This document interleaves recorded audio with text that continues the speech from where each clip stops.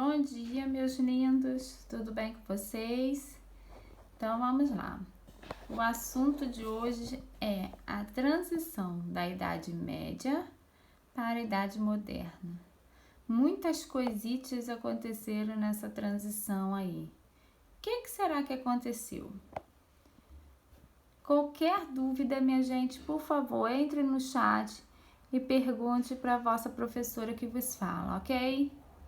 Então vamos lá.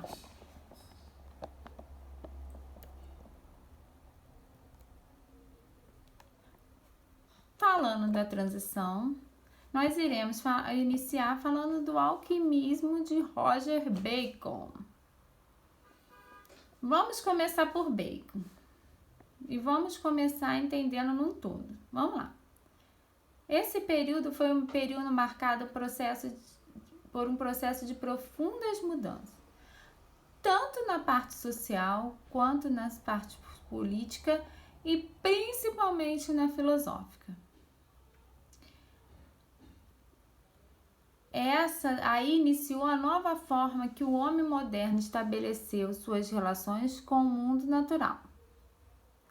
A tradição alquimista passou a estabelecer uma nova relação com a natureza, porque até então era conhecida pela Igreja Católica como alguma coisa intocável, porque era conhecida como uma coisa sagrada.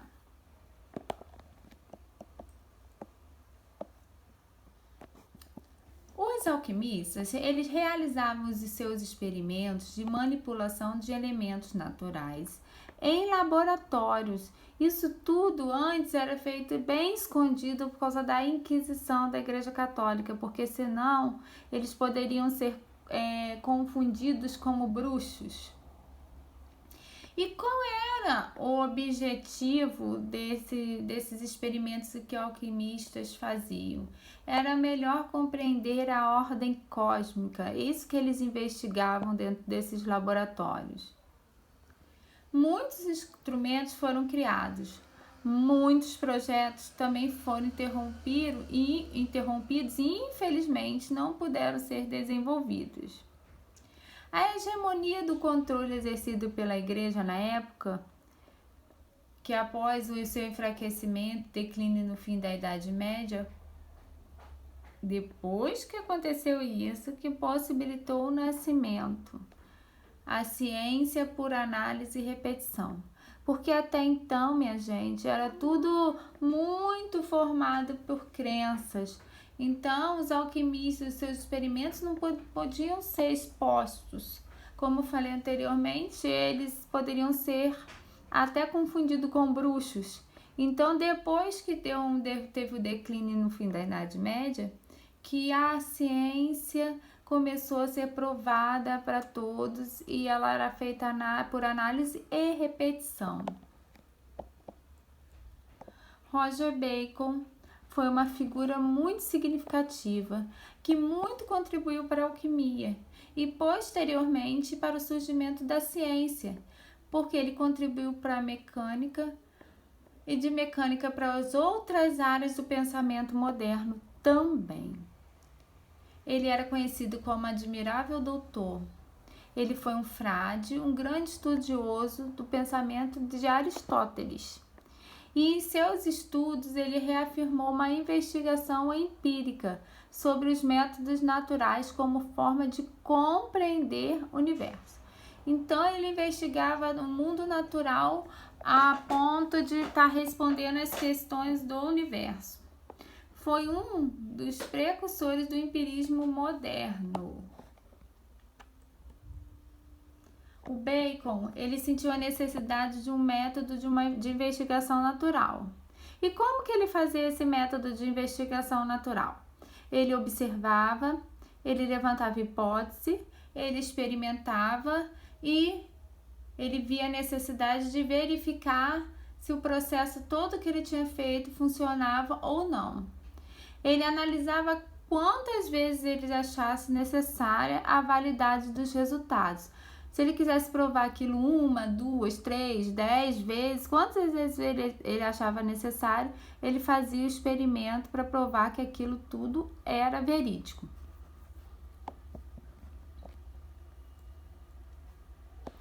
Então, o método utilizado por Bacon se baseava numa pergunta. Da pergunta, ele fazia observação. Da observação, ele criava hipótese. Da hipótese, ele já colocava o experimento.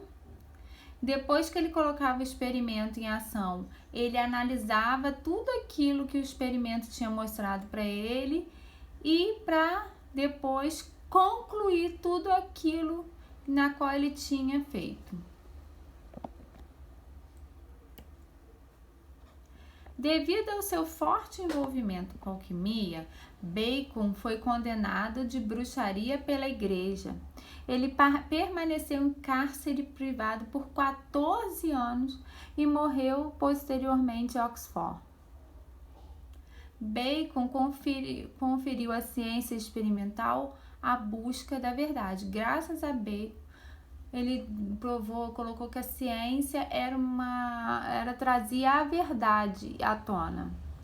A sua proposta de investigação demonstra que não existe construção de um conhecimento seguro se ele não estiver fundamentado numa investigação empírica. Se não tiver passado por todo aquele processo que eu mostrei para vocês anteriormente.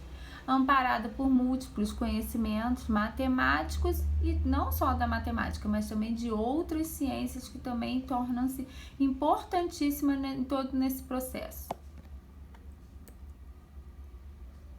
A Idade Moderna.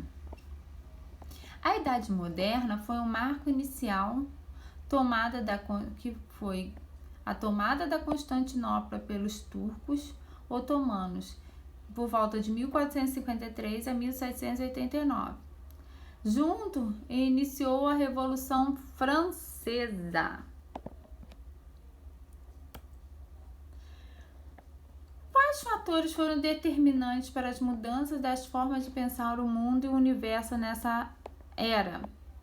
O renascimento cultural e científico, o surgimento da burguesia e o fim da Idade Média. O campo do conhecimento nessa época deixava de ser totalmente religioso, que tudo só Deus explica, e passou a tornar-se racional e científico, ou seja, começou a passar por comprovações. Nesse contexto de uma visão antropocêntrica, destaca-se o renascimento cultural. O renascimento cultural ele ocorreu entre os séculos XV e XVI lá na Europa e foi um movimento inspirado no humanismo itálico ocorrido no século XIV, encabeçado por intelectuais que defendiam o resgate à cultura e do conhecimento greco-romano, fundamentado nas noções de razão e liberdade. Então, nada somente explicado pela religiosidade. Começou-se a procurar os porquês das coisas, utilizando a razão. Tal renascimento buscou reavivar a cultura clássica da antiguidade. Dessa forma, reacendeu elementos da racionalidade filosófica em sua essência, como a forma de compreender o homem e o mundo a partir de novos métodos de investigação. Tudo isso veio a promover a revolução científica.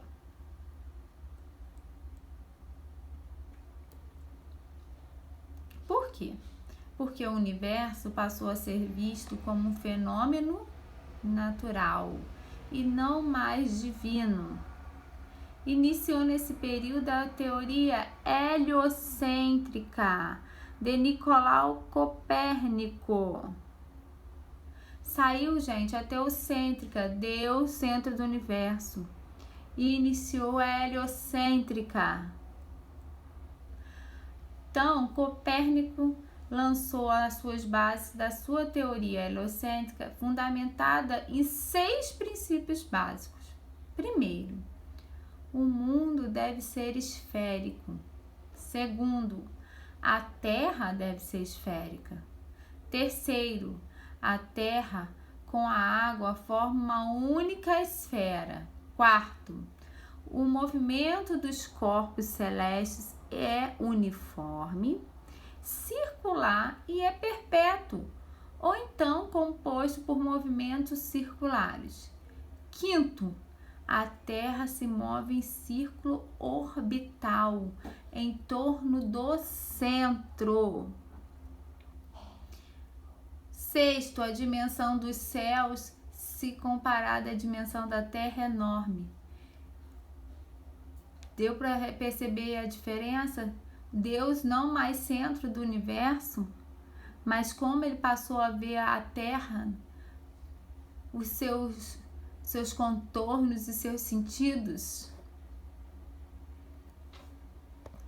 A visão de Copérnico não mudou somente a visão geocêntrica da Igreja Católica, mas revolucionou a filosofia ao apresentar ao homem um esquema cósmico que descentralizava a Terra do universo. Copérnico expandiu os níveis da ciência e da mentalidade humana daquela época. Gente, eu espero ter explicado de forma que vocês conseguissem entender, mas se ficou alguma dúvida, estou inteiramente à disposição a respondê-los. No mais, eu deixei algumas atividades na plataforma. Se tiverem alguma dúvida, também pode entrar em contato comigo. Mas muito obrigada pela atenção, bons estudos e até a próxima aula. Fiquem com Deus. Um beijo grande para vocês. Tchau, tchau.